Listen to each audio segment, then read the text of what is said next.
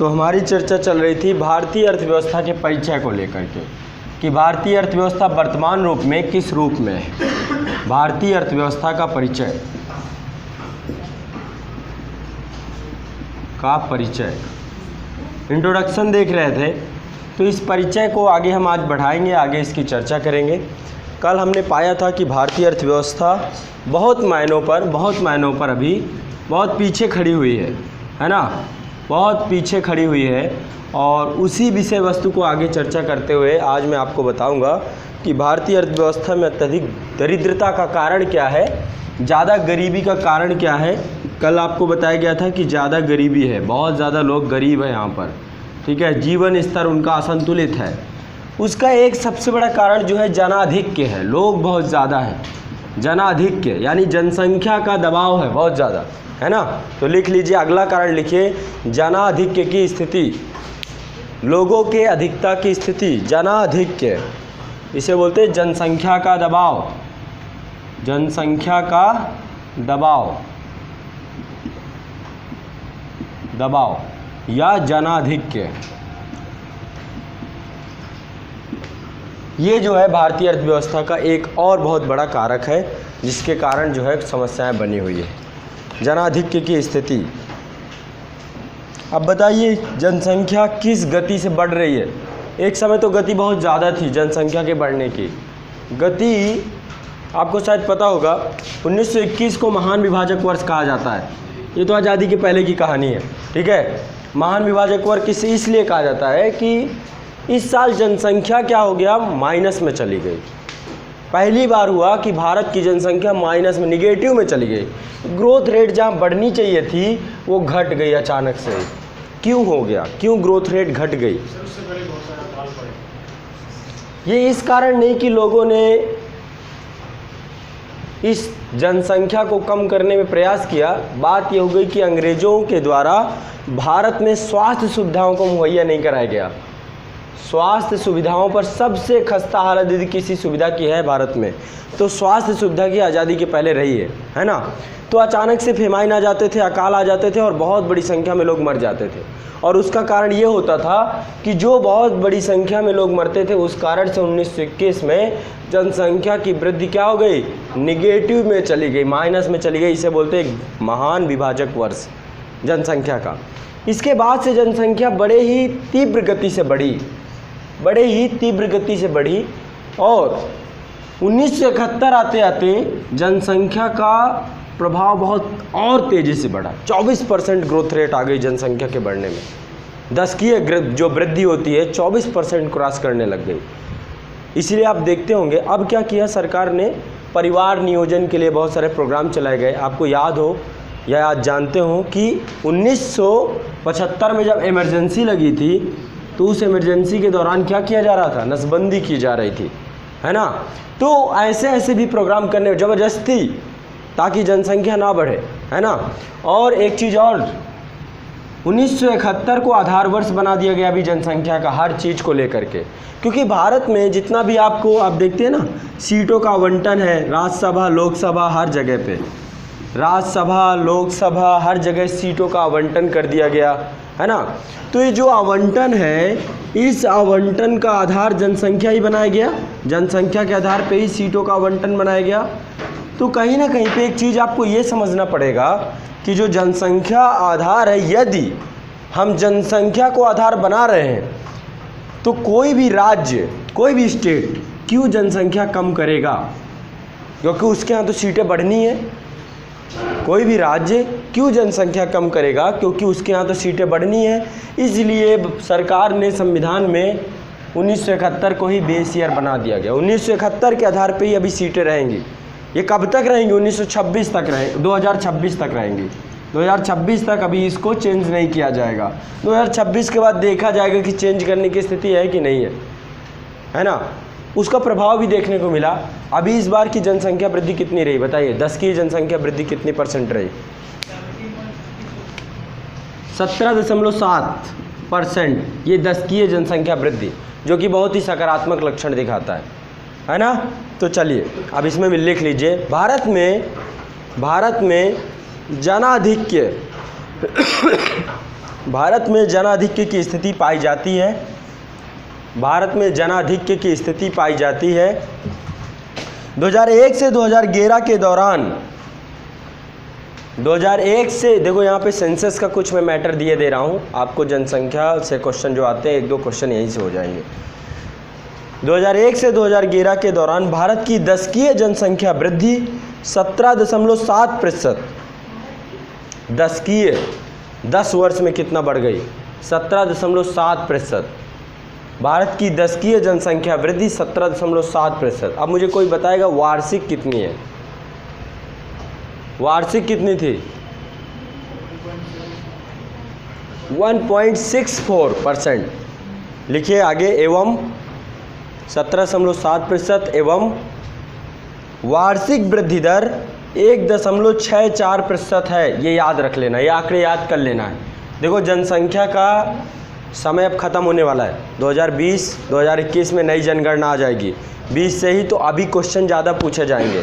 ठीक है, 17.7 आपकी क्या है?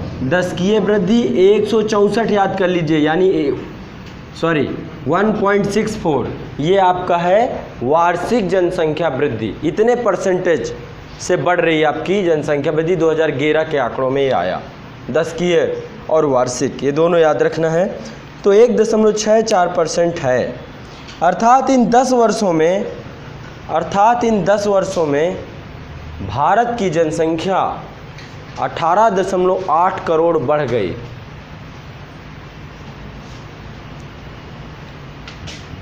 अर्थात इन 10 वर्षों में भारत की जनसंख्या 18.8 करोड़ बढ़ गई।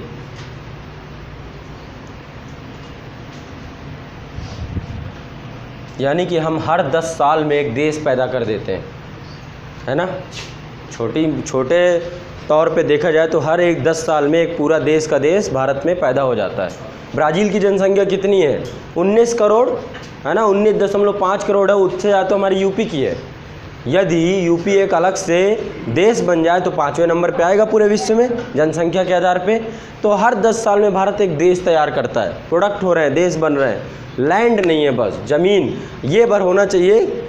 एक ऐसी सेना, आर्मी कुछ बना, साम्राज्यवादी नीति हो भारत की कि चलो कैप्चर करते रहो, साइड में बढ़ाते रहो इधर और कैप्चर करके बस आते रहो, है ना। खुद सोचो, थोड़ा सा दिमाग में कभी जोर डालो, कभी रेलवे स्टेशन में खड़े हो जाओ, कभी इस क्राउड में जाके, इसी बीच पे जाके खड़े हो जाओ, आप देखोगे कि बहुत भयावह स्थिति होने वाली है। संसाधन कम है ना, लोगों की संख्या बढ़ती जा रही है। कहीं भी चले जाओ पॉल्यूशन बहुत बड़े स्तर में है, कोलाहल है, शांति नहीं है ना। क्या होगा आने वाले 2030 तक? अभी इसी कंडीशन में बहुत बुरा हाल है।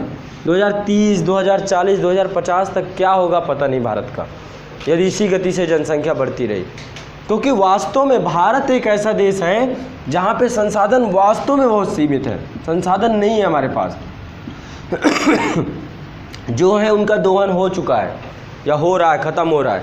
अब बिजली की उपलब्धता, है ना, अब हम कहाँ पे आ रहे हैं? सोलर लाइट, सोलर टेक्नोलॉजी पे आ रहे हैं। ये सही है, थार मरुस्थल को यदि पूरा ढक दिया जाए सोलर पैनल से तो पूरे भारत की बिजली उत्पन्न हो सकती है। लेकिन सोलर पैनल बहुत महंगे हैं, उसकी तकनीकी, उसका विद्युत उत्पादन 8 रुपए प्रति यूनिट से ज़्यादा आता है। तो सरकार देगी आपको कितने में? महंगे में ही सरकार को देना पड़ेगा, है ना। उसकी लागत बहुत ज़्यादा आती है। जो जल विद्युत होती है वो 1 रुपये में पैदा हो जाती है, 1 रुपये यूनिट में पैदा हो जाती है। इसकी लागत 8 रुपये 9 रुपये यूनिट आ रही है।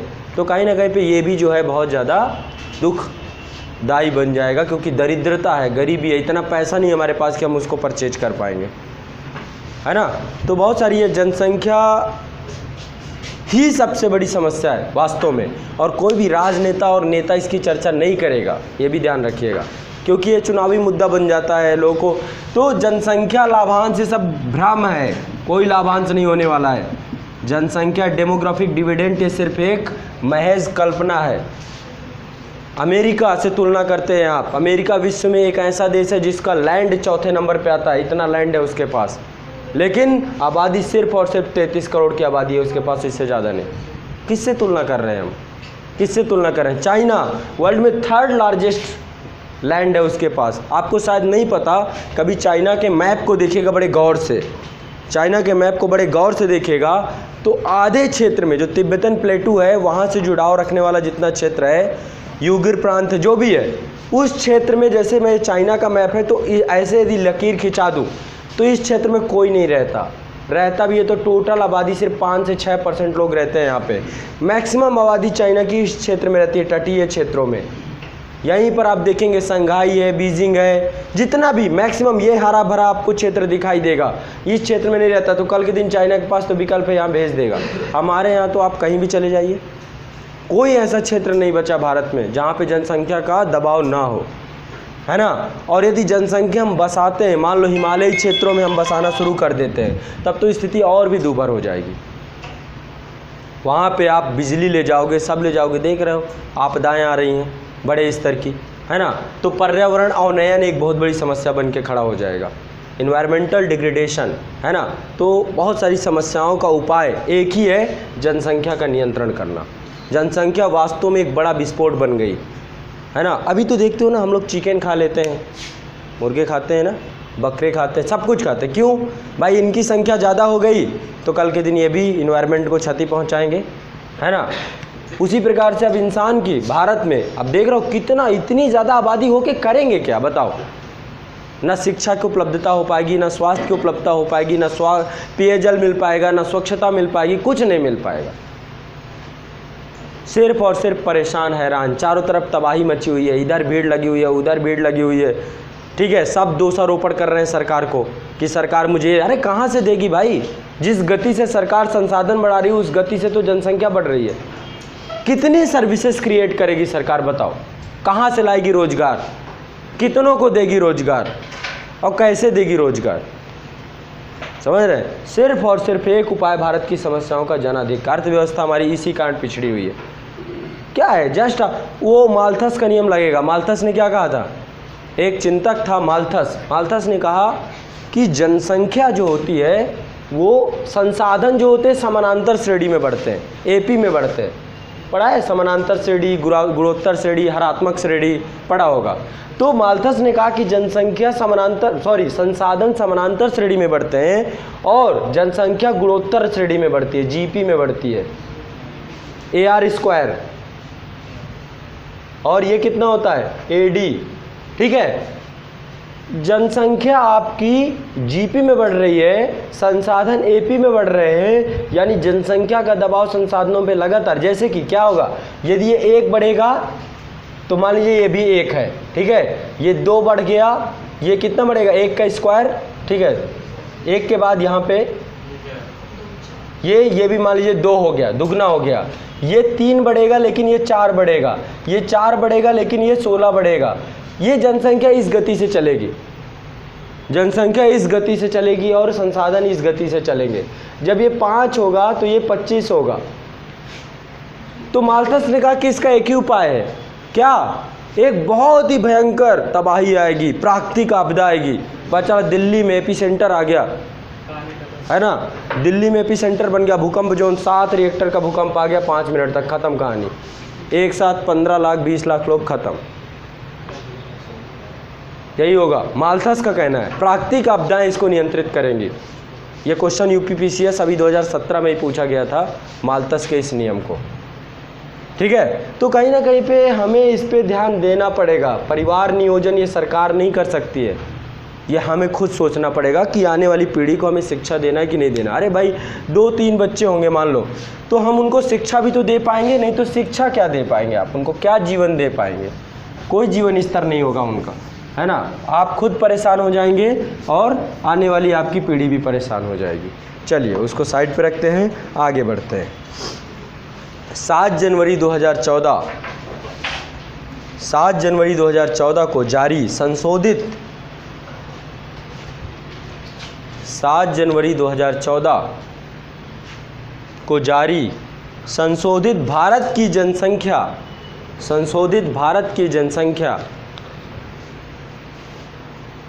121.08 करोड़ के आंकड़े को पार कर गई है। 121.018 के आंकड़े को पार कर गई। तो पार तो कर ही गई होगी, 10 साल हो गए, अब तो कम से कम पहुंच रही होगी कितना हो रहा हो, कितना आंकड़ा लिखाया जाए? 124 हो गई होगी, 130 से ऊपर हो गई होगी कम से कम। हम नहीं सुधरने वाले, है ना हमसे हो पाएगा। तो 130 के आसपास हो गया। यदि मैं कह रहा हूँ ना अच्छे से जनगणना गिन जाए तो चाइना दूर दूर नहीं दिखाई देगा। चीन जो है, जो हमेशा कहता रहता जनसंख्या के आधार पे, जनसंख्या के आधार पे, कभी नहीं बोल पाएगा। इस मामले में भारत नंबर 1 हो जाएगा, कम से कम कुछ नहीं तो बुरुंडी और युगांडा में ये पढ़ाया जाएगा कि विश्व के सबसे आबादी वाला देश भारत है। अभी चाइना पढ़ाया जाता है।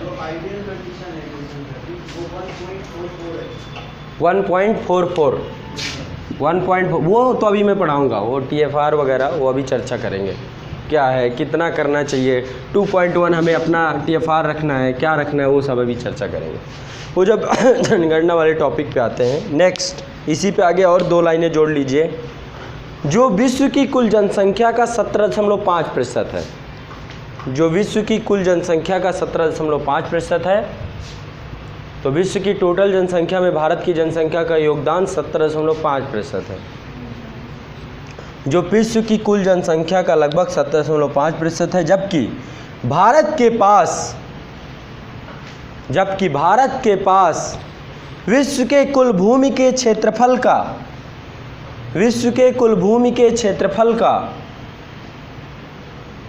2.42% है, 2.42% क्षेत्र है।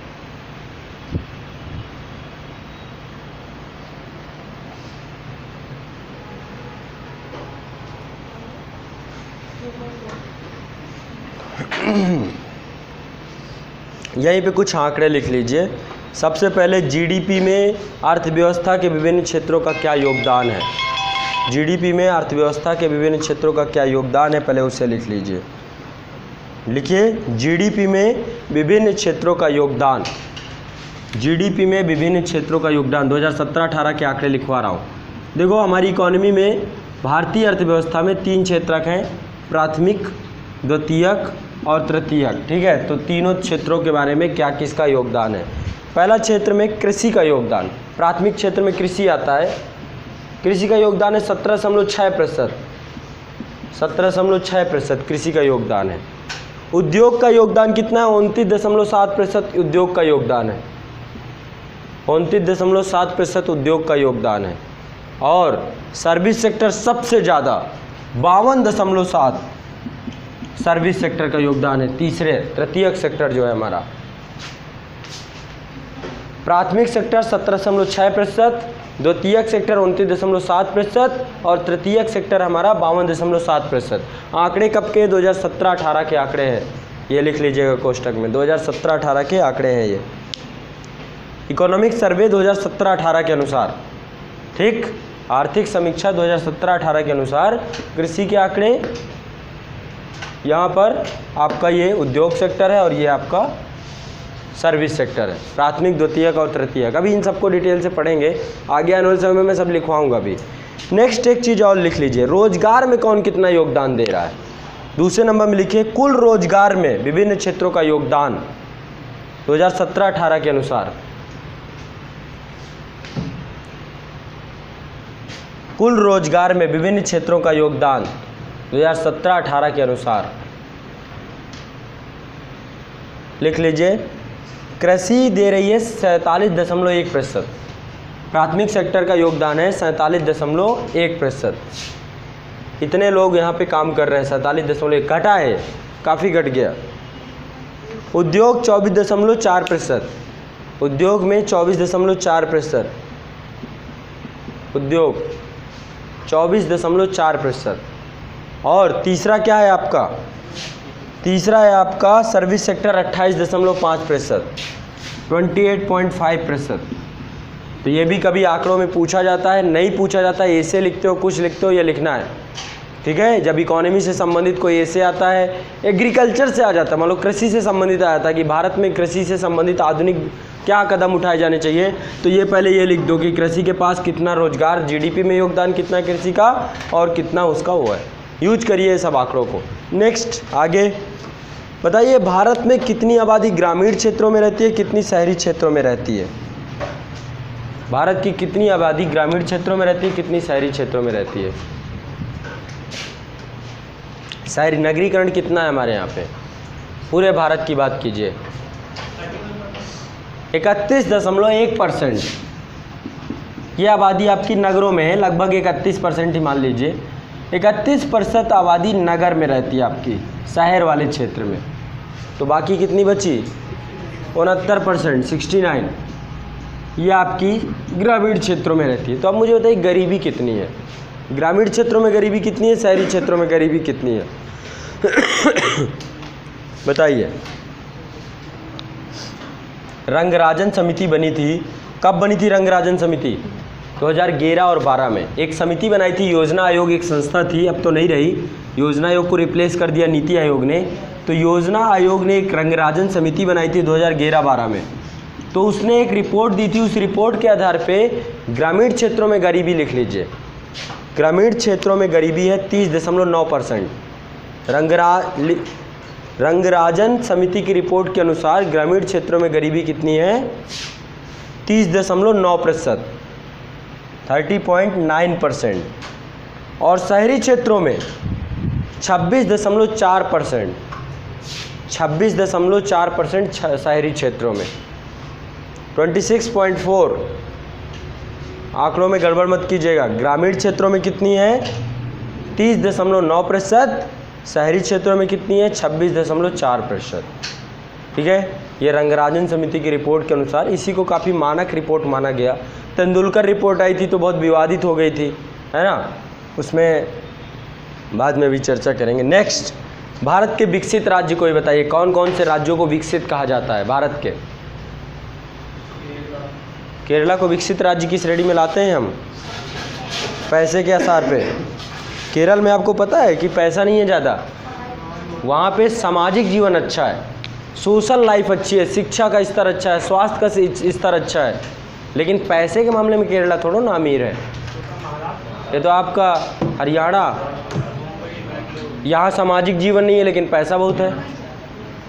सबसे नंबर 1 महाराष्ट्र का नाम आएगा जब कभी पैसे की बात होगी तो महाराष्ट्र। तो लिख लीजिए भारत के विकसित राज्य, सबसे ज़्यादा पैसे वाला राज्य आपका कौन सा है, महाराष्ट्र। फिर तमिलनाडु, गुजरात है, विकसित राज्य की श्रेणी में आते हैं गुजरात, पंजाब, हरियाणा।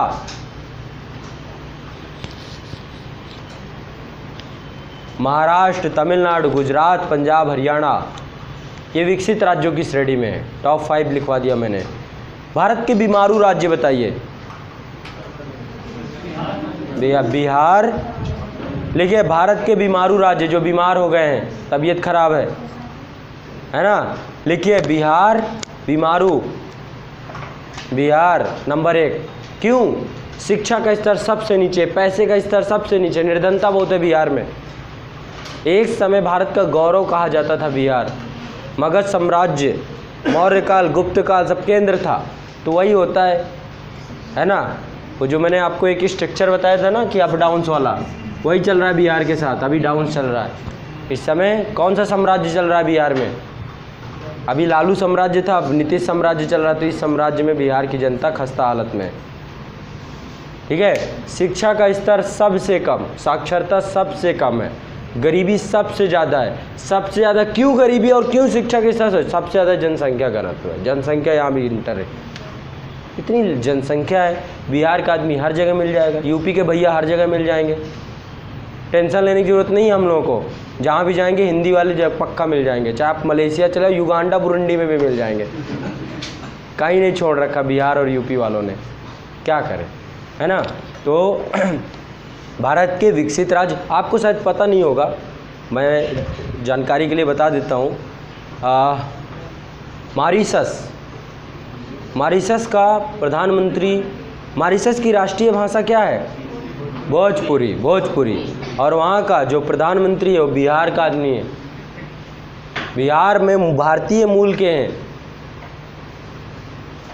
समझ रहे हैं। सबसे ज़्यादा FDI हमें मॉरीशस से आता है, प्रत्यक्ष विदेशी निवेश मॉरीशस करता है भारत पे। ठीक है, तो समझ लो भारत में भोजपुरी को क्लासिकल लैंग्वेज का दर्जा तक नहीं दिया गया, किसी ने राष्ट्रीय भाषा बना के रखा है। इंडिया में इतनी बुरी हालत है। नेक्स्ट, बीमारू राज्य लिख लीजिए, बिहार, मध्य प्रदेश, राजस्थान, उत्तर प्रदेश, उत्तर प्रदेश, तो ये है बीमारू। पांचवा लिख लीजिए उड़ीसा, और लिखना हो 29 राज्य हैं वैसे। हाँ, लाइन से लिखते चले जाइए। तो ये कुछ आंकड़े थे, अभी आगे काम आएंगे। नेक्स्ट, मैंने जो आपको कल बहुत सारे मानक पैमाने लिखवाए थे, उस पैमाने में अगला पैमाना है असंतुलित आर्थिक विकास। असंतुलित आर्थिक विकास एवं औद्योगिकरण का पिछड़ापन। असंतुलित आर्थिक विकास एवं औद्योगिकरण का पिछड़ापन।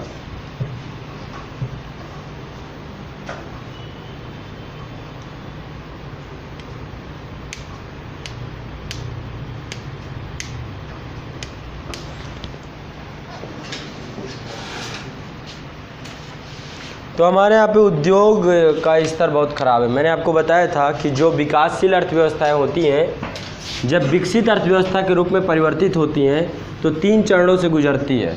सबसे पहले कोई भी विकासशील अर्थव्यवस्था होगी तो कृषि अर्थव्यवस्था यानी प्राथमिक सेक्टर पर ज़्यादा निर्भर रहती है, लेकिन इसके बाद वो इंडस्ट्रियल उद्योग के सेक्टर पे जाती है, उद्योग से वो सर्विस सेक्टर पे जाती है। इसको लेकर के योजना में बहुत अच्छा आर्टिकल आया था, मैं आप लोग को आर्टिकल नहीं होगा तो सेंड करूंगा, और यूपीएससी ने क्वेश्चन भी पूछा था, उसी सेम आर्टिकल से क्वेश्चन पूछा था। अभी का नहीं है, 2015 का है। देखो योजना पढ़नी है, योजना एक मैगजीन आती है, उस मैगजीन को पढ़ना है। उस मैगजीन में बहुत सारे आर्टिकल्स होते हैं योजना में, है ना। उसमें से सिर्फ और सिर्फ 3 से 4 आर्टिकल पढ़ने, बस पूरे आर्टिकल नहीं पढ़े जाते योजना मैगजीन के। योजना मैगजीन के सारे आर्टिकल नहीं पढ़े जाते। वैसे हमारा विचार है कि मैं योजना मैगजीन हम कराएं सैटरडे संडे किसी दिन टाइम मिलता है तो, लेकिन फिर भी कितना हम कराएंगे, कितना आप डिपेंड रहेंगे हमारे ऊपर। मैं कहता हूँ कि आप योजना मैगजीन लें और ख़ुद उसे पढ़ें, आपको बहुत मज़ा आएगा। बहुत अच्छी चीज़ है, भारत सरकार निकालती है और उसमें भारत सरकार के सारे आंकड़े, करंट अफेयर्स की बेस्ट मैगजीन है। मेंस में डायरेक्टली क्वेश्चन आपको योजना का कोई आर्टिकल मिल जाएगा 110%, ठीक है। तो योजना आपको पढ़नी चाहिए। एक दफ़े कुरुक्षेत्र को आप इग्नोर कर सकते हैं, वो ग्रामीण विकास पे समर्पित संस्था है, लेकिन योजना में क्या होती है, भारत सरकार की सभी योजनाएं उस मैगजीन में इनबिल्ड होती हैं। पर्टिकुलर एक योजना को ध्यान में रखते हुए और छोटे छोटे बॉक्स बना करके भी योजनाएं दी गई होती हैं, तो आपकी योजनाएं और आंकड़े कभी भी गलत नहीं होंगे। तो योजना में ये आया था आर्टिकल, और ये सही बात भी है, यूपीएससी ने इसी आधार पर क्वेश्चन भी पूछा था कि भारतीय अर्थव्यवस्था कृषि सेक्टर से डायरेक्ट सेवा सेक्टर में चली गई, सर्विस सेक्टर में चली गई। अभी मैंने आपको आंकड़ा बताया कितना योगदान है जीडीपी में, 52% योगदान है सर्विस सेक्टर का। और इंडस्ट्रियल सेक्टर को हमने इग्नोर कर दिया, तो औद्योगिकरण हुआ ही नहीं, है ना। औद्योगिकरण हुआ ही नहीं, तो लिख लीजिए औद्योगिकरण का पिछड़ापन। औद्योगिकरण का पिछड़ापन, औद्योगिकरण का पिछड़ापन। देखिए भारत में आधुनिक ढंग के बड़े पैमाने के उद्योगों का अभाव है। भारत में आधुनिक ढंग के, भारत में आधुनिक ढंग के बड़े पैमाने के उद्योगों का अभाव है। साथ ही आधारभूत उद्योगों के पिछड़ेपन के कारण ही, साथ ही आधारभूत उद्योगों के पिछड़ेपन के कारण ही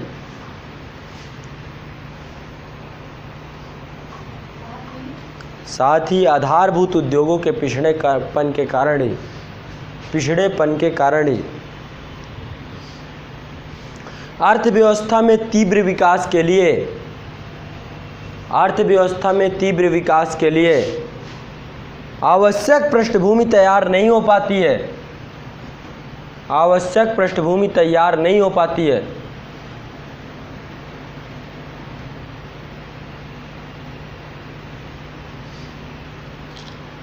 आवश्यक पृष्ठभूमि तैयार नहीं हो पाती है।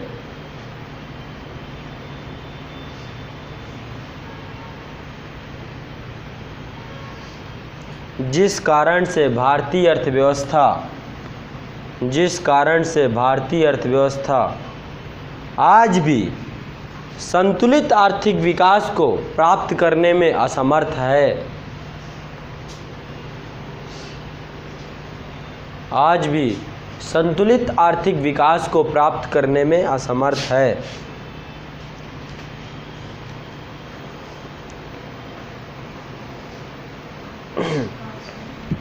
संतुलित आर्थिक विकास को प्राप्त करने में असमर्थ है। औद्योगिक वृद्धि दर लगातार घट रही है हमारे यहाँ पे। यदि मैं कुछ आंकड़े आपको लिखवाऊँ तो 2014-15 का मेरे पास आंकड़ा था, तब हमारी इंडस्ट्रियल ग्रोथ 7.5% थी। 2014-15 का आंकड़ा है, ये 15 का आंकड़ा है, 7.5% थी हमारी औद्योगिक वृद्धि। 2015-16 में और बढ़ गई। 15-16 में कितनी हो गई? 2015-16 में ये बढ़ गए, हो गई 8.8%। ठीक है, इंडस्ट्रियल ग्रोथ की बात कर रहे हैं। ये लिख लीजिए औद्योगिक आंकड़ा, मैं अभी तक का आपको कंप्लीटली लिखवा, हेडिंग डाल लीजिए, उसमें ऊपर लिख लीजिए औद्योगिक वृद्धि दर। औद्योगिक वृद्धि दर बेस ईयर इसका 2011-12 है, आधार वर्ष बना दिया गया है 2011-12 को, बेस ईयर 2011-12। औद्योगिक वृद्धि दर 2014-15 में 7.5, 15-16 में 8.8, 16-17 में कम हो गई, बहुत कम हो गई। 2016-17 में कम हो के आ गई 5.6% में। और अभी का जो इकोनॉमिक सर्वे का आंकड़ा है 2017-18 का आंकड़ा कितना है, कोई पता है किसी को? 2017-18 का आंकड़ा 4.4% बची है। ग्रोथ रेट इतना तेज़ी से गिर गई है। देखो हमारे यहाँ पे आधारभूत उद्योग किसे कहते हैं, आज मैं आपको इससे भी क्वेश्चन आता है, कोई बताएगा? आधार भी कोर सेक्टर जिसे बोलते हैं, आधारभूत। हाँ बताइए कितने हैं वैसे? 8 हैं। हाँ 8 हैं।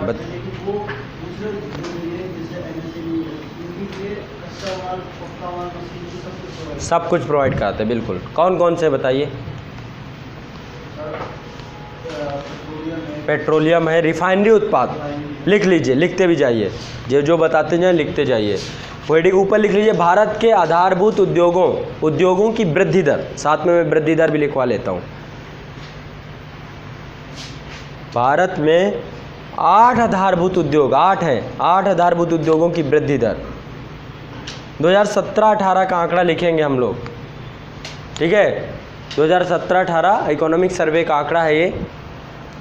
तो रिफाइनरी उत्पाद इन्होंने बताया, रिफाइनरी उत्पाद, इसका वेटेज कितना है, भारांश कितना है, कितना वेटेज है, कितना इसका रोल है? सबसे ज़्यादा रोल है रिफाइनरी उत्पादों का। देश का तेल क्या है? अच्छा, पेट्रोलियम। एक दिन मान लो, एक दिन भारत में ऐसा आ जाए कि तेल की कमी हो जाए, पेट्रोल का कमी हो जाए, भारतीय अर्थव्यवस्था का रक्त कहा जाता है पेट्रोलियम को, भारतीय अर्थव्यवस्था उसी दिन रुक जाएगी। क्या है? सब भाग दौड़ चल रही है, यहाँ से ट्रांसपोर्ट उधर जा रहा है, सब माली तो लेके इधर उधर जा रहे हैं। तो भारतीय व्यवस्था का रक्त क्या है? पेट्रोलियम। सबसे ज़्यादा वेटेज है इसका, 28% वेटेज है, ठीक है? इसकी ग्रोथ रेट कितनी है? ग्रोथ रेट है 3.6%। रिफाइनरी उत्पाद की ग्रोथ रेट है 3.6%। कब का आंकड़ा है? वृद्धि दर ये आंकड़ा है 17-18 का, जो भी है अपडेटेड आंकड़ा लिखवा रहा हूँ। 18-19 का इकोनॉमिक सर्वे आएगा तब फिर पढ़िएगा, ठीक है? 3.6%, बहुत कम ग्रोथ रेट, बहुत ज़्यादा नहीं होती 3.6% की। देश में अभी इसकी देखा जाए इंडस्ट्रियल सेक्टर की तो 4.4% है, इसका तो 3.6% है। दूसरा, बिजली बहुत आधारभूत आवश्यकता है, मानते हैं इस बात को? बिजली नहीं हो कोई इंडस्ट्री चल पाएगी, सारी मशीनें बिजली से चल रही हैं, है ना? तो बिजली बहुत आधारभूत। बिजली का वेटेज कितना होगा? 19%, भारांश उसका है 19%। और ग्रोथ रेट कितनी है? 4.9%। ग्रोथ रेट है 4.9%। हाँ, उसको वेटेज है, भारांश बोलते हैं, कितना रोल है उसका, उसको भी लिखिए। जैसे कि मैंने आपको ऐसे करके बना लेना चाहिए आपको, कम से कम जब कभी आंकड़े और वो बनाया करूँ तो हमेशा तालिकाओं में बनाया कीजिए। जब कभी आंकड़े बताया करूँ तो तालिका बना लिया कीजिए तुरंत। यहाँ पे आपको लिखना है आधारभूत उद्योग का नाम, यहाँ पे वेटेज कितना है, यहाँ पे वृद्धि दर कितनी है, सबसे बेस्ट होता है। तालिका से आपको याद बहुत जल्दी हो जाएगा। नेक्स्ट, अब कोई और अगला बताइए। आधारभूत उद्योग 2 मैंने बता दिए, एक रिफाइनरी, दूसरा बिजली। काहे का कच्चा माल? कच्चा माल तो बहुत होता है। ऐसे तो कपास भी कच्चा माल है। कपास है क्या? लोहा, इस्पात। इस्पात बहुत ज़रूरी चीज़ है, लिखिए इस्पात। इस्पात स्टील इंडस्ट्री है ना, टाटा स्टील है, केल स्टील है, भूषण स्टील है, कितना स्टील है, बहुत स्टील है। तो इस्पात उद्योग, इसका वेटेज है 17.9%। वेटेज है। ये क्वेश्चन पूछा जाता है, कोर इंडस्ट्री से क्वेश्चन आता ही आता है कि निम्नलिखित में से कौन सी आधारभूत अर्थव्यवस्था के आधारभूत उद्योग है। तो इनमें से आपको नाम पता होने चाहिए। ठीक है, कितना वेटेज है इसका? 17.9%। ग्रोथ रेट सबसे ज़्यादा 7.2%। सबसे ज़्यादा स्टील इंडस्ट्री इस बार बूम की, 7.2% ग्रोथ है 2017-18 के आंकड़ों के अनुसार। नेक्स्ट इंडस्ट्री बताइए, कोर सेक्टर की। बहुत आसान है। कोयला, क्या आप लोग जो है ये सब आधारभूत चीज़ें हैं, आपको पता नहीं है? कोयला 49% बिजली तो कोयला ही पैदा कर रहा है। रेलें, ट्रेन आपकी भाग रही कोयला को लाद करके इधर से उधर। तो कोयला, विद्युत आप ये चला रहे हो, कोयला वाली विद्युत है, NTPC है ना। तो कोयला वेटेज है 10.3%, भारांश है 10.3%, ग्रोथ रेट बहुत कम है 1.5%, ग्रोथ रेट 1.5%। नेक्स्ट, अगला कच्चा तेल। कच्चा तेल, रिफाइनरी उत्पाद अलग है, रिफाइन कर, और ये कच्चा तेल अलग है। कच्चा तेल भारत में 9% वेटेज है इसका, माइनस में ग्रोथ रेट चली गई, -0.2%, ग्रोथ रेट -0.2%। अब ये क्यों हो जाता है, कैसे ग्रोथ रेट माइनस में जाए, कैसे सकारात्मक, ये पढ़ाऊंगा जब मैं। कैसे कौन सा सेक्टर बूम कर जाता है ना, कहाँ पे क्या प्रॉब्लम आ गई, उस कारण से सेक्टर बूम कर गया या हो गया, ये सब देखेंगे हम लोग। -0.2%। नेक्स्ट, प्राकृतिक गैस, ये भी आधारभूत उद्योग है। प्राकृतिक गैस, प्राकृतिक गैस 6.9%, वेटेज कितना है? 6.9%, growth rate 4.4%, growth rate 4.4%, 4.4%। Next, cement, नाम तो सुना ही होगा, है ना, कौन सी? अंबुजा सीमेंट। हाँ, सीमेंट 5.4%, वेटेज है इसका 5.4%, ग्रोथ रेट इसकी है 0.6%, ग्रोथ रेट है 0.6%, बस 0.6%। नेक्स्ट, अंतिम, कोई बताएगा अंतिम कौन सा बचा? किसानों के लिए बहुत ज़रूरी चीज़, उर्वरक। उर्वरक आधारभूत चीज़ है, आधारभूत उद्योग है। यूरिया नहीं होगी तो खाना खा चुके, उसी से पैदावार बहुत ज़्यादा होती है। इतनी जनसंख्या का खाना जो मिल रहा है वो किससे मिल रहा है? हरित क्रांति के बाद हमने क्या किया? हाई यील्डिंग वैरायटी के बीज यूज किए, और इसके अलावा हमने क्या किया? हमने उर्वरक यूज किए बड़े मात्रा में, NPK। तो उर्वरक इंडस्ट्री वेटेज है 2.6%, और माइनस में ग्रोथ रेट गई 1.1%, -1.1%। भारत में बहुत बुरी स्थिति है इस इंडस्ट्री की। कारण ये है कि हमारे पास कारखाने तो हैं, मिलें तो हैं, लेकिन बंद पड़ी हैं। हमें बाहर से इंपोर्ट करना पड़ता है यूरिया, है ना। बहुत कंट्रीज़ हैं, चाइना भी एक है। तो -1.1% ये ग्रोथ रेट इसकी रही। क्लियर है? 8 आधारभूत उद्योग भूलना नहीं है, ये अर्थव्यवस्था के कोर सेक्टर बोले जाते हैं। ठीक है, अर्थव्यवस्था के आधारभूत उद्योग के रूप में इनका नाम आता है। ठीक है, चलिए अब इसमें देखो, रिलायंस सीमेंट के में भी आ चुका है।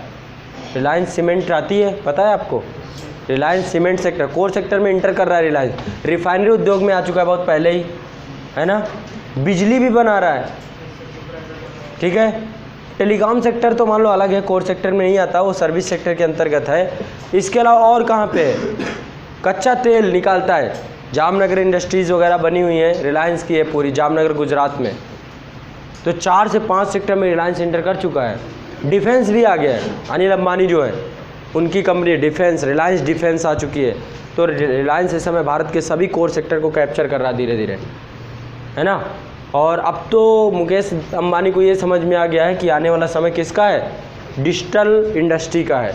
तो जियो आ गया। अभी आपको रिलायंस एक काम और करने वाला है, क्या कर रहा है, रिलायंस ई कॉमर्स पे आ रहा है। फ्लिपकार्ट, वॉलमार्ट जितने हैं ना, देखिएगा किस तरह उड़ा देगा जितने उस रिलायंस ट्रेंड उसका एक अलग से आप देखते होंगे यहाँ पे आउटलेट्स बने हुए हैं हर जगह। रिलायंस क्या कर रहा है, रिलायंस ट्रेंड आउटलेट्स को बंद कर रहा है और उनको ई कॉमर्स सेंटर के रूप में उसको कन्वर्ट कर रहा है। आने वाले समय आप देखेंगे कि आप जो फ्लिपकार्ट, अमेज़ॉन, इन सब से अमेज़ॉन इनको भारी टक्कर मिलने वाली है आने वाले समय में रिलायंस कॉमर्स से, ठीक है। चलिए आगे नेक्स्ट। तो धीरे धीरे हम देख रहे हैं कि हमारी अर्थव्यवस्था किस रूप में अभी है। आगे नेक्स्ट आप देखिए, परंपरावादी समाज, इसकी क्या भूमिका है भारतीय अर्थव्यवस्था को कमज़ोर करने में। परंपरावादी समाज कोई बताए, अर्थव्यवस्था में क्या प्रयोग होता है इसका। परंपरावादी समाज हमारा है ना, अर्थव्यवस्था में कहाँ गड़बड़ हो जाती है परंपरावादी समाज में, राशिद जी।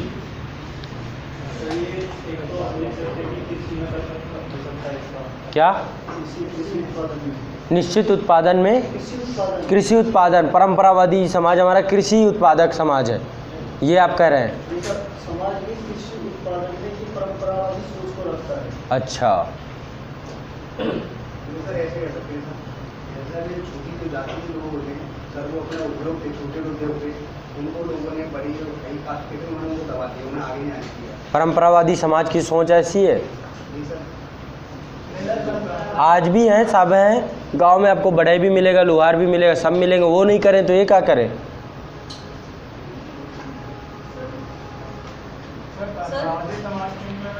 हाँ, लोग बदलाव नहीं, तकनीकी आ रही लेकिन उसका यूज नहीं कर। सर परंपरावादी समाज के अकॉर्डिंग हमको दो तरह से नुकसान होता है।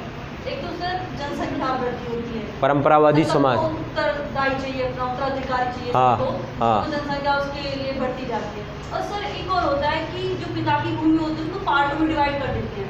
सर जिससे जो हमारा टेक्नो है ना, वो हमारे जो उसका कृषि क्षेत्र का जो थोड़ा सीमित भाग रहता है उस पर यूज़ नहीं हो सकती। सर उससे उत्पादन भी कम होता है, तो सर उससे भी इफेक्ट पड़ता है। अब आपको मैं खुद बताऊं, आपके यहाँ पे मान लो मृतक भोज जरूरी है क्या, कोई मर जाए और मरने के बाद खाना खिलाए।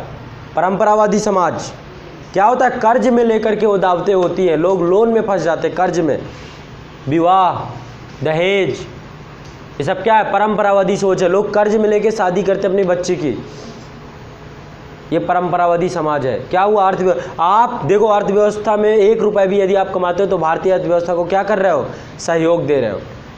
लेकिन आप ही कर्ज में बैठे हो तो भारतीय अर्थव्यवस्था को क्या सहयोग दे रहे हो, ये परंपरावादी समाज है। अभी और मैं इसको और कई चीज़ों से जोड़ता हूँ। चलिए आइए लिखिए, इसको लिखिए। भारत में परंपरावादी समाज ने अनेक सामाजिक प्रथाएं, भारत में परंपरावादी समाज में अनेक सामाजिक प्रथाएं, कुरीतियाँ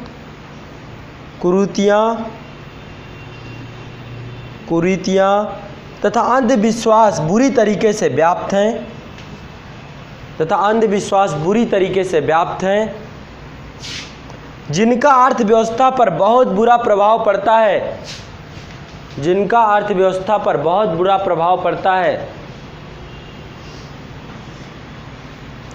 यहाँ के लोग बाल विवाह,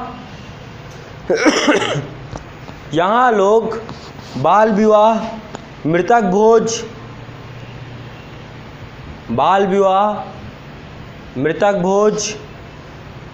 विवाह पर दावतें, लेकिन अब तो धीरे धीरे ख़त्म हो रहा है, कोर्ट मैरिज आ गई है ना, लड़का लड़की चाहिए बस काम ख़त्म, एक रजिस्ट्रार चाहिए। विवाह पर दावतें तथा आभूषण निर्माण, दिखावा, परंपरावादी समाज की सोच है। गहना चाहिए, आभूषण निर्माण, चाहे कर्ज में लेके लो, आभूषण निर्माण। जैसे अनुत्पादक कार्यों के लिए, अनुत्पादक कार्यों के लिए, इससे कोई उत्पादन नहीं हो रहा, इससे आपकी कोई ग्रोथ नहीं हो रही। अनुत्पादक कार्यों के लिए, जैसे कि आपने बहुत सारा पैसा अपना सोना में फंसा दिया, ठीक है, ये बात सत्य है कि सोना का रेट बढ़ जाएगा, आपने एक धातु खरीद ली, लेकिन कितना बढ़ेगा, ये भी हो सकता है, घट भी सकता है। तो अनुत्पादक कार्य है, बहुत ज़्यादा प्रोडक्टिविटी नहीं है इसमें, है ना, बहुत ज़्यादा प्रोडक्टिव। लेकिन आप क्या करते हो, देखो पैसा मैं आपको बताऊंगा, एक लिक्विडिटी होती है, तरलता। तरल पैसा क्या है, तरलता किसे कहते हैं, लिक्विडिटी बताइए कोई, क्या फ्लो होता है, पैसा सर्कुलेट होता है, बताइए लिक्विडिटी। पैसा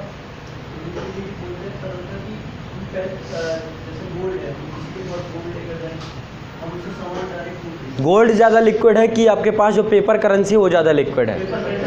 पेपर करेंसी ज़्यादा लिक्विड है। क्या है, मेरे पास पैसा, मैंने तुरंत आपको दिया, आपने मुझे सामान दे दिया। अब आप किसी को एक दफ़े, सोना भी लिक्विडिटी में आता है लेकिन थोड़ा कम लिक्विड है, ठीक है। इसके अलावा मैंने कार खरीद ली, मान लो 2 लाख रुपए मैंने एक कार खरीद ली, वो और कम लिक्विड हो गई।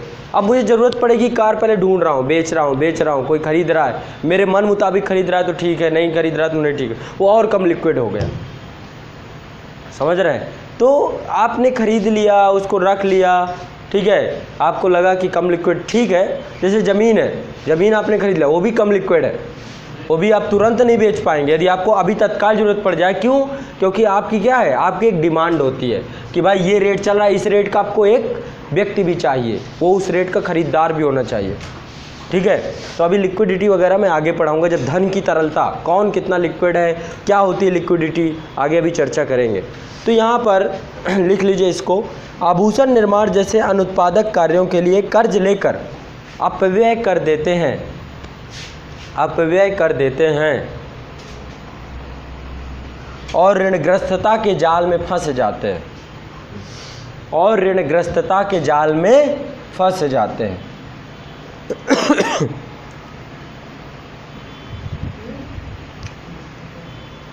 ऋणग्रस्तता के जाल में फंस जाते हैं। और क्या है परंपरावादी समाज? आज़ादी के 67 साल बाद भी उदारीकरण, निजीकरण, वैश्वीकरण को अपनाने में बहुत समय लग रहा है हमें, देख रहे हैं। अभी भी वही पुलिस इंस्पेक्टर राज चल रहा है। अब तो धीरे धीरे कम हो रहा है, सिंगल विंडो क्लियरेंस की बात अब की जा रही है, नहीं तो पहले क्या था, इकोनॉमी को क्लोज किए हुए बैठे थे, बंद अर्थव्यवस्था, है ना। तो ये भी इससे, ये भी जुड़ाव रखती है परंपरावादी समाज से, लिखे इसको भी। उपरोक्त सभी स्थितियाँ आज़ादी के 67 वर्ष बाद भी देखने को मिलती है।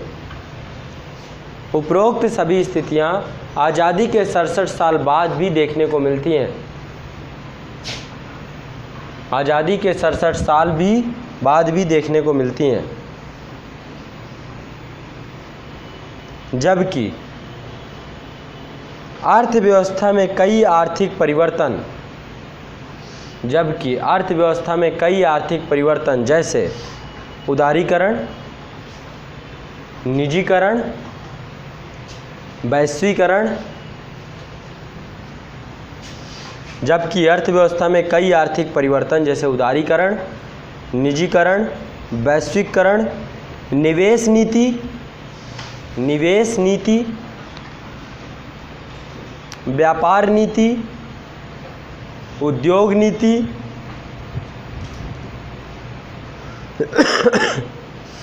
कर नीति। अब जीएसटी अब आया, बताओ कब से बात चल रही थी, अब कहीं जाके जीएसटी आया है, और हाय तौबा मचा रहा है। लोगों को ये नहीं पता, तब भी टैक्स भरते थे, अब भी टैक्स भर रहे हैं। उसमें जीएसटी आने से नया क्या आ गया, बताओ, जीएसटी आने से नया क्या आ गया? किसी को कुछ नया लग रहा है? भैया पहले 22 प्रकार के टैक्स भरते थे, अब 1 प्रकार का टैक्स भर रहे हैं, ये परिवर्तन है। लेकिन लोगों को समझ नहीं है, जानकारी नहीं है, तो लोग हाय तौबा कर रहे हैं। पहले हाँ थोड़ा लूप होल्स थे, अब लूप होल्स ख़त्म हो गए, अब आप गड़बड़ मिक्सचर नहीं कर सकते, उस कारण से आपको लग रहा है ना। तो वो समाज, अभी जीएसटी, अभी बहुत सारे, अभी परिवर्तन और संरचनात्मक परिवर्तन करने की ज़रूरत है। तो वो अब अपना रहे हैं हम। ये परंपरावादी सोच दिखाती है हमारी। ठीक है, लिखिए कर नीति। हाँ, परंपरावादी सोच है या फिर नेताओं की इच्छा शक्ति? वही सब चीज़ें हैं, वही जुड़ाव रखते। देखो एक चीज़ समझो, कोई भी यदि नियम बनता है, कानून बनता है, विधेयक बनता है, वो एक कारण से ही बनता है। क्या कारण है?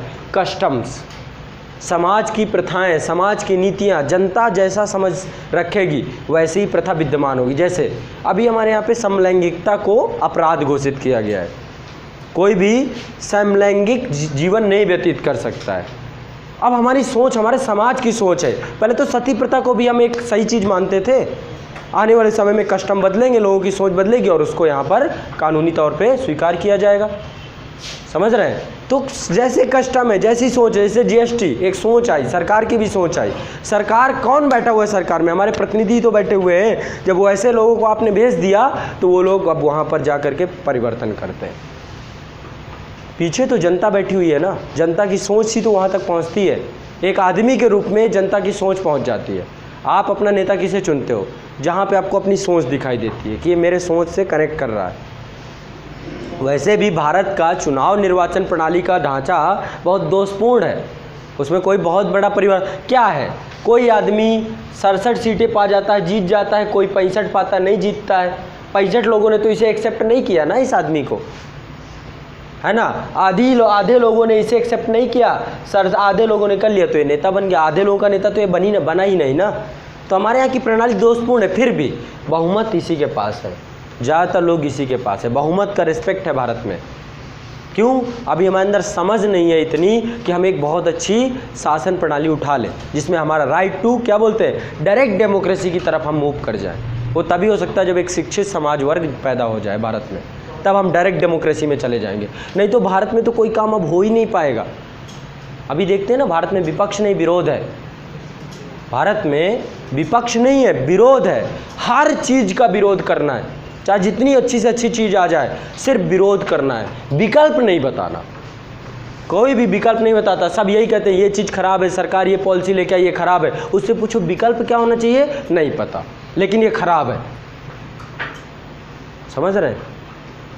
आपने कुछ भी कर दिया, एक आदमी खराब कर रहा है, ये बेकार कर रहा है, अरे बेकार कर रहा है, अरे सुन तो लो क्या कर रहे हैं, जान तो लो, जानते भी हो ये क्या चीज़ हो गई।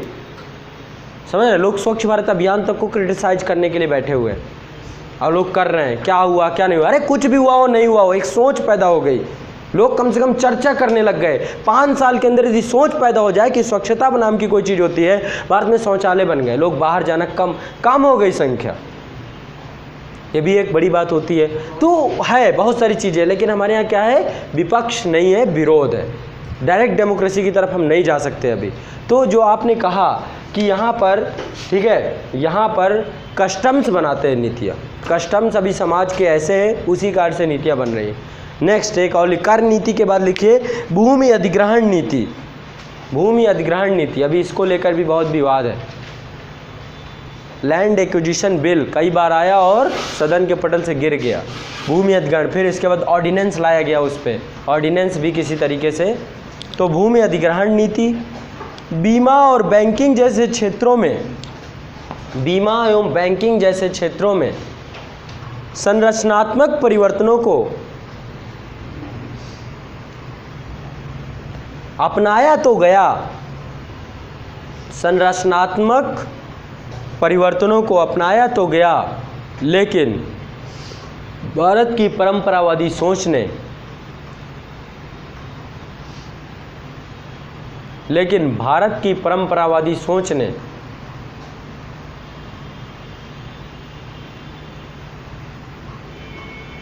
इस विकास की गति को अवरुद्ध कर दिया।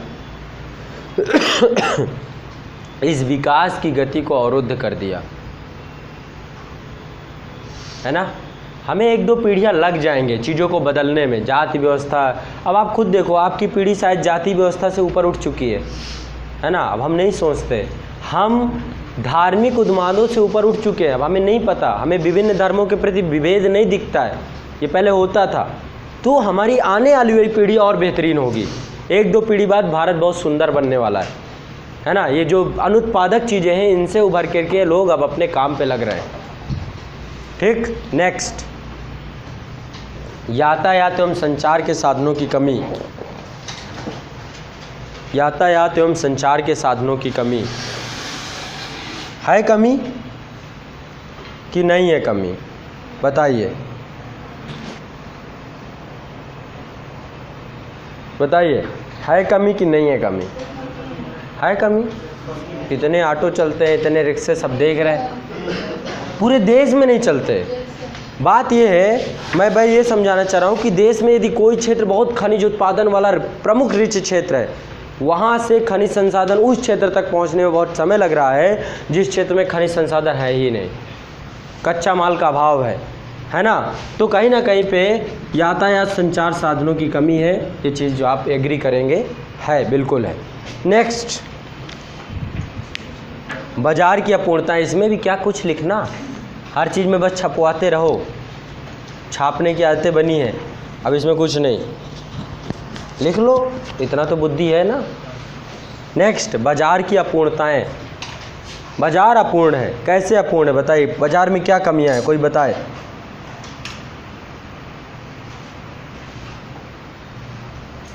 अब तो ऐसे आ रहा है धीरे धीरे, जैसे ई मंडी का कॉन्सेप्ट आया है, लेकिन अभी भी ई मंडी आप ही नहीं जानते हो तो कृषि किसान क्या जानेगा। ई मंडी क्या है, कोई बताए। एक राष्ट्रीय कृषि बाजार बनाया गया है, क्या है, क्या है, हाँ क्या है।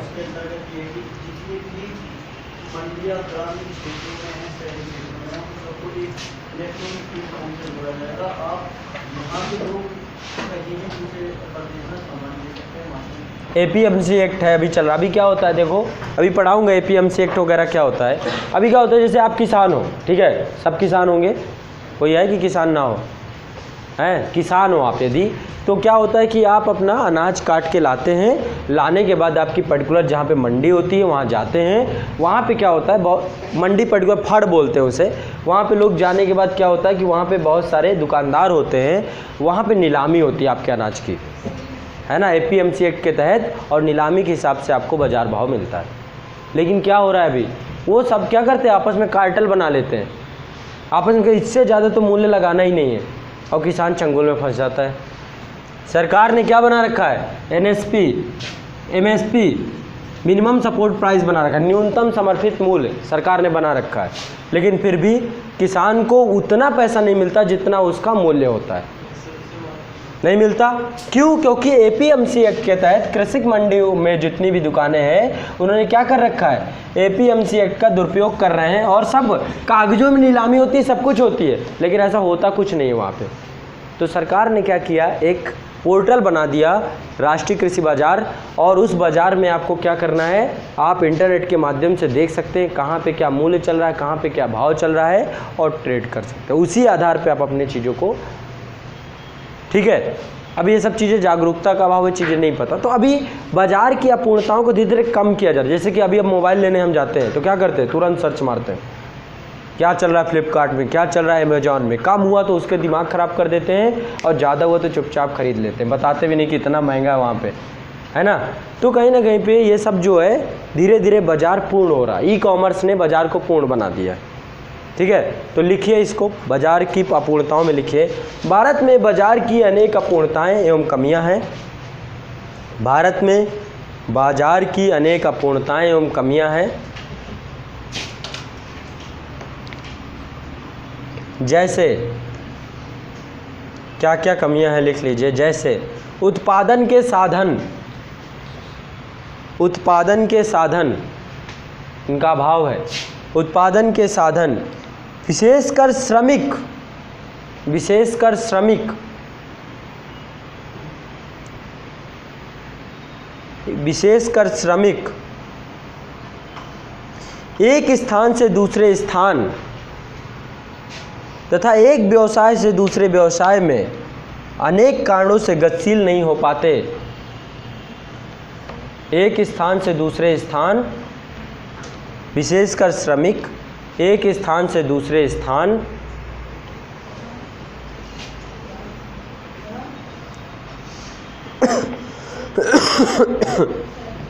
एक स्थान से दूसरे स्थान एवं एक व्यवसाय से दूसरे व्यवसाय में अनेक कारणों से गतिशील नहीं हो पाते, अनेक कारणों से गतिशील नहीं हो पाते। आर्थिक क्रियाओं में विशिष्टीकरण की कमी पाई जाती है, आर्थिक क्रियाओं में विशिष्टीकरण की कमी पाई जाती है। इनसे साधनों का सर्वोत्तम उपयोग नहीं हो पाता, इससे साधनों का सर्वोत्तम उपयोग नहीं हो पाता। अच्छा, जैसे उत्पादन के साधन, विशेषकर श्रमिक एक स्थान से दूसरे स्थान तथा एक व्यवसाय से दूसरे व्यवसाय में अनेक कारणों से गतिशील नहीं हो पाते। आर्थिक क्रियाओं में विशिष्टीकरण की कमी पाई जाती है, आर्थिक क्रियाओं में विशिष्टीकरण की कमी पाई जाती है। इससे साधनों का सर्वोत्तम उपयोग नहीं हो पाता, इससे साधनों में सर्वोत्तम उपयोग नहीं हो पाता। तो ये मैंने आपको बता दिया, चर्चा कर दी कि भारत की अर्थव्यवस्था भी कैसी है, चेहरा दिखा दिया आपको। ठीक है, आप लोग मोटा मोटी समझ गए होंगे कि भारतीय अर्थव्यवस्था के क्या हाल चाल है, लेकिन फिर भी बहुत अच्छी है ना, अच्छी है। अब हम थोड़ा सा कुछ कॉन्सेप्ट बताऊंगा। मैंने कल काफ़ी चीज़ें बताई थी, लेकिन फिर भी मेरा फ़र्ज़ बनता है कि मैं इकोनॉमिक सिस्टम को आपको बताऊं कि भारत का इकोनॉमिक सिस्टम कैसा है। कभी मेंस में क्वेश्चन आता है कि पूंजीवादी अर्थव्यवस्था के लाभ क्या हैं, हानियाँ क्या हैं। ठीक है, ज़्यादा नहीं, बुलेट पॉइंट लिखवा दे रहा हूँ। ठीक है, 4-6 बुलेट पॉइंट लिख लेंगे तो कभी मेंस में क्वेश्चन लिखने को आता है तो आप आसानी से उसको लिख पाएंगे। ठीक है, तो चलिए।